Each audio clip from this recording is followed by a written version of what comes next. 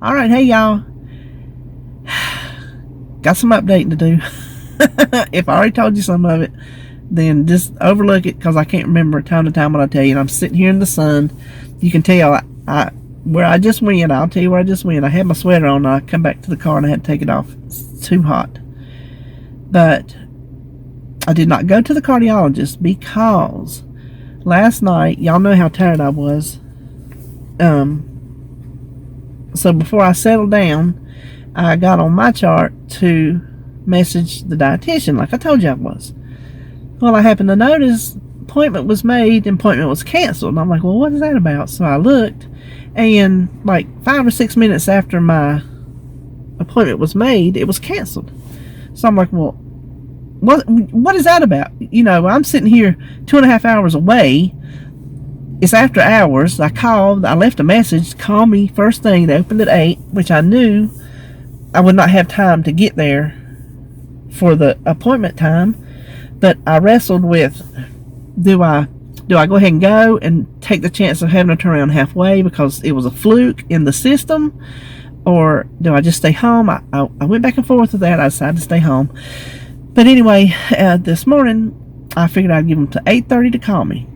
And 8:30 they had not called me, so I called them. She said, "Did you call and cancel that?" I'm like, "No, I did not." She's like, "Well," she didn't know what had happened. Let her look, and she'd get things figured out. So she come back. She said, "I'm gonna let you talk to my supervisor." So dumb old me, I'm thinking, since I expressed to her that, you know, had I not happened to go on my computer, I would have driven 2.5 hours one way for nothing. And I wasn't ugly about it because she wasn't. She was very nice, and I was not ugly. I just, you know, expressed I wasn't real happy about that. So I thought, okay, the supervisors will get on here and apologize for the inconvenience that may have been caused. No, she got on there to tell me that, did you cancel this appointment? No, I did not. She said, well, you made it with the cardiologist. I said, well, no, I didn't make it. I did what my doctor told me. I gave the lady at the desk the paper. She called and she said it. So whatever was made, she did it. I didn't do it. I'm just sitting here doing what I'm told. No, I wasn't ugly to her either. She was real nice. But she says, well, we don't normally clear patients for surgery unless they've had cardiac problems. Do you have CAD? I'm like, no. She just said that I'm a candidate for it, and she wanted to make sure everything was okay. Well, like 3 times she told me, well, unless you've had cardiac problems, we don't normally clear you for surgery.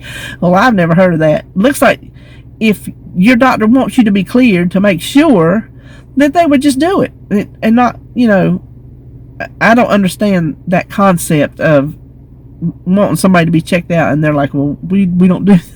I don't get it. So I'm like, look, I'm in the middle here. I don't know what you want me to do. She said, well, just give her my number. So I messaged it up to, she's a nurse navigator, not advocate, nurse navigator. So I sent it up to my nurse navigator. She said she would pass it along. So I got to go ahead and go get my lymphedema appointment.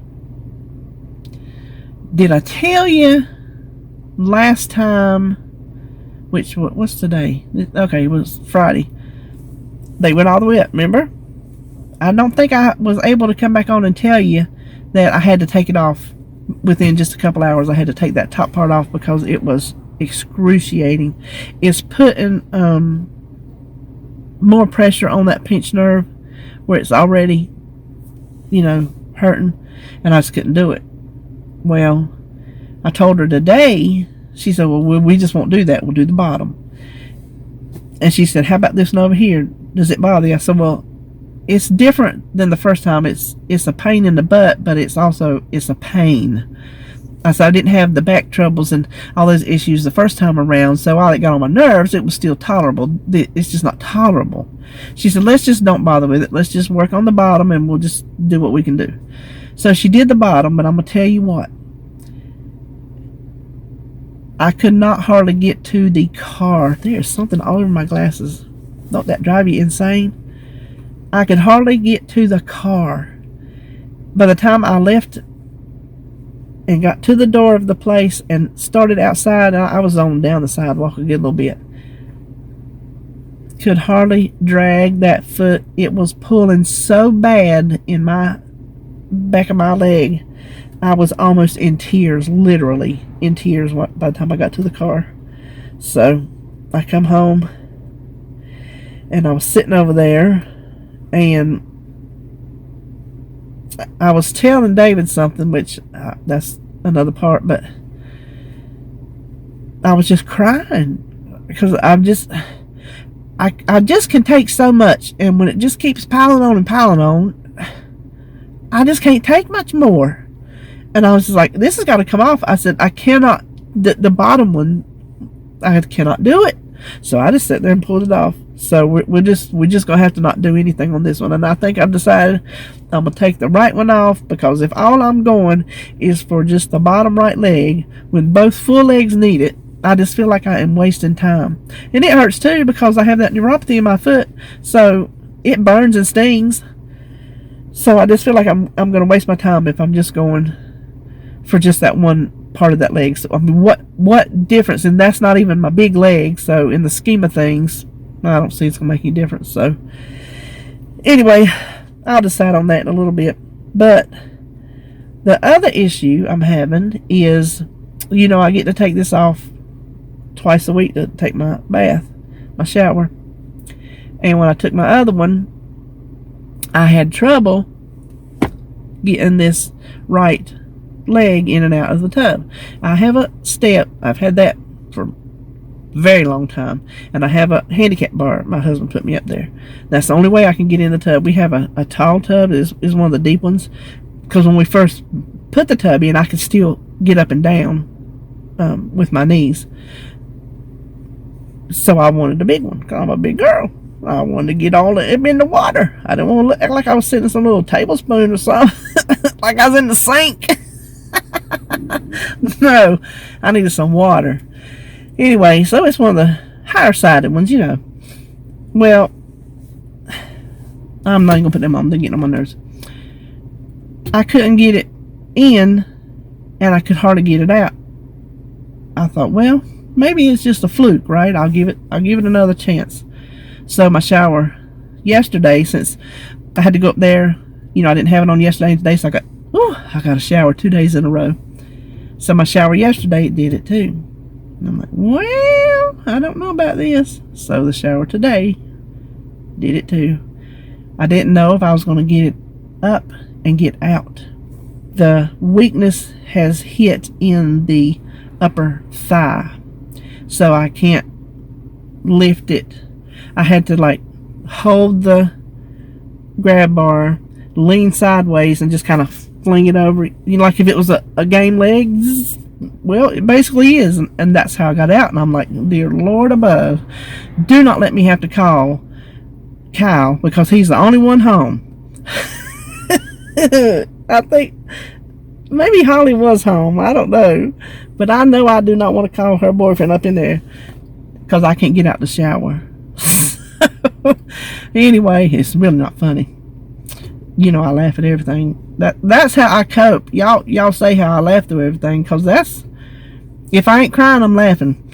And a lot of it's just because I do have a sense of humor, and a lot of it's just because that's my coping mechanism, and it always has been since I was a little girl. Anyway, whenever I reported that it went numb last week to the surgeon, he said, okay, let him know any new weakness or numbness. And so today, I thought, well, I better let him know, because it wasn't a fluke. So I explained to him what was happening, and he got back to me and said he thinks that I need to go. He said, that's concerning, and I think you need to go to urgent care.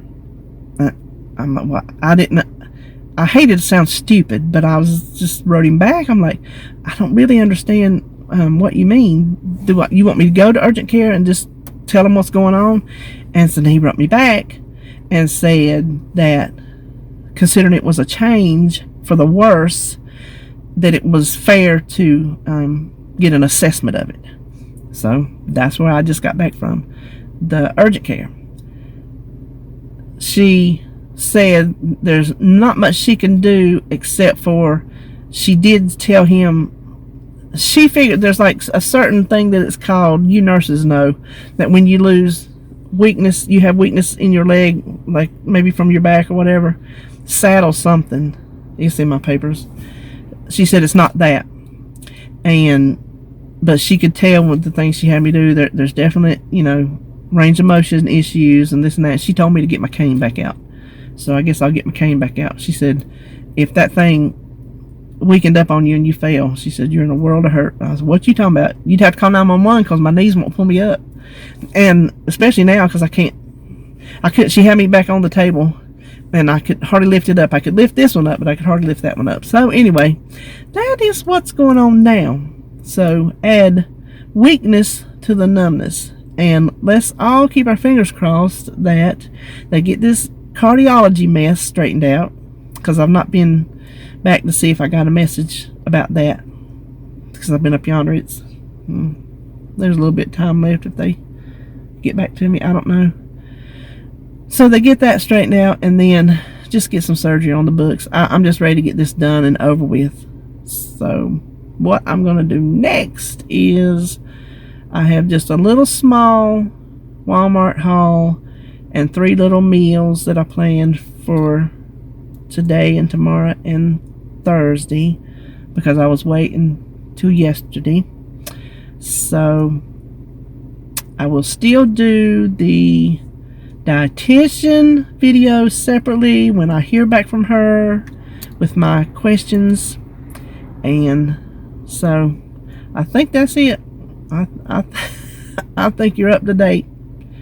I think that is everything that I got going on. I think y'all are aware of it. So, I'll just see y'all later. Okay, I'm just going to try to hold this. Y'all know I'm not a very good camera person, but it's just so short. So today, I had some chicken thighs in the freezer. I got some vegetables to roast and going to make some rice. And then tomorrow, I'm cooking for a collab and having a salad. And then Thursday, I have chicken in the freezer.